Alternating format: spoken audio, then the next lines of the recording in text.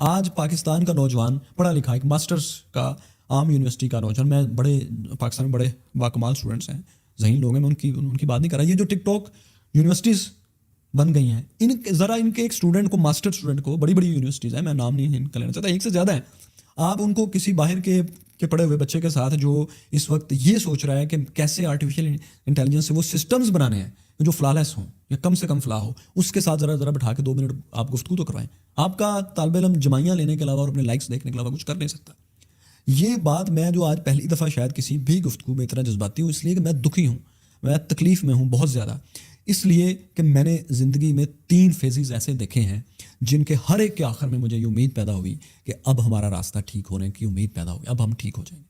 اور ہر دفعہ میں نے یہ غور کیا کچھ دیر بعد کہ نو، ہم نے پھر غلط ٹرن لے لیا، یہ صحیح طرف جاتے جاتے ہم نے پھر ایک غلط موڑ لیا، اور اتنا غلط کہ ہماری ٹریجیکٹری غلط ہو جاتی ہے. 1 آدھے انچ سے آپ جہاز، چلو ٹھیک ہے، ہو سکتا ہے آپ 100 حاصل کرنا چاہیں تو آپ 90 حاصل کر لیں، لیکن یہ کیسے ہو سکتا ہے کہ آپ جہاز کا منہ بدل دیتے ہیں؟ تو یہ ہم کر چکے ہیں. اس کی وجہ جو ہے وہ میں آپ کو پھر وہی بار بار بات آ جائے گی کہ وہ ایلیٹ جس نے یہ طے کرنا ہے کہ ہم نے، یا جس کو ہم نے مجبور کرنا ہے کہ وہ یہ طے کرے کہ رول آف لا، اس کو کوئی نقصان ہی نہیں ہو رہا، اس کو کوئی لاس ہوتا ہی نہیں ہے. نہیں لیکن سر ڈالر آج 500 روپے بھی خدا نخواستہ جائے، مجھے بتائیں ہماری ساری لیڈرشپ میں کس ایک بندے کو فرق پڑتا ہے؟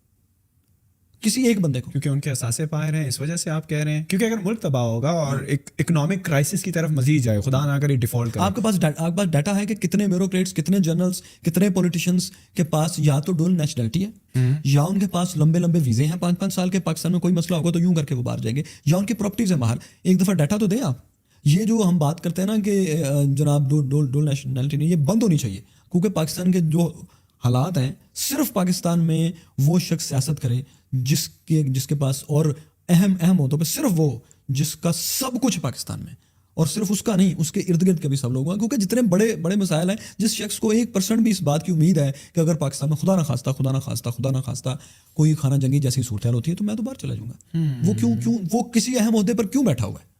کسی دن یہ ڈیٹا اگر ریلیز ہو گیا، آپ مجھے بتائیں، آپ یہ ڈیٹا توشہ خانہ کا ڈیٹا تو ہم مانگ نہیں سکتے. کسی یہ ڈیٹا کہیں نا، یہ کوئی پبلک کروائے نا. ہر سال جو پاکستان کے اہم عہدوں پہ لوگ آتے ہیں، تمام کے تمام بیوروکریٹس، پولیٹیشین، جنرل، ججز، بتائیں ان میں سے کون ڈیول نیشن ہے، کس کے پاس لمبے ویزے ہیں، اور کس کی پراپرٹی باہر ہے؟ ذرا بتائیں. یہ نہیں بتائیں گے کیونکہ یہ سارے آپس میں ایک ہیں. آپ کے میرے ساتھ کوئی بھی نہیں ہے. آئین انہوں نے رکھا ہوا ہے آپ کو اور مجھے پکڑنے کے لیے. جب انہوں نے آپ کو مجھے پکڑنا ہوتا ہے، یہ آئین لے کے آئیں گے، قانون لے کے آئیں گے، دیکھیں گے ہم تو ویری فیئر پلے کر رہے ہیں سر، اس کی غلطی ہے. لیکن وہی آئین جب آپ ان کے سامنے رکھیں گے کہ جج صاحب یہ آپ کا بیٹا 2 نمبری کر رہا ہے، ایک ریل اسٹیٹ کے ٹائکون کے ساتھ بیٹھ کے 2 نمبری حرام کا پیسہ کما رہا ہے، تو پوری کی پوری کورٹ اس کے بیٹے کو بچائے گی. پوری کی پوری کورٹ بچائے گی. جو جنرل کے خلاف کھڑے ہوئے تھے، وہ ایک جج کے بیٹے کے خلاف نہیں کھڑے ہوں گے. ایک وکیل ایک جج کو تھپڑ بھی مارے گا تو اس کا بال بھی بیکا نہیں کوئی کر سکتا. سڑک کے اوپر معصوم بچوں کو طاقتور لوگ قتل کر جائیں گے، اور آپ میں اتنی ہمت نہیں ہوگی کہ ان کے گھر جا کے افسوس کریں، انہیں اپنے دفتر میں بلا کے آپ افسوس کریں گے. یعنی یہ ہے آپ کی اور میری، ہماری ہمت. اور لوگوں کو جب نکالا جاتا ہے، وہ جو لوگ ان کے استقبال کے لیے روڈ پر آتے ہیں، ان کے ٹائروں کے نیچے آ کے مارے جاتے ہیں، لوگ ان کے گھر میں افسوس کرنے نہیں جاتے. تو سر یہ ساری ایلیٹ آپ کو اور مجھے، ہم ان کا ایندھن ہے.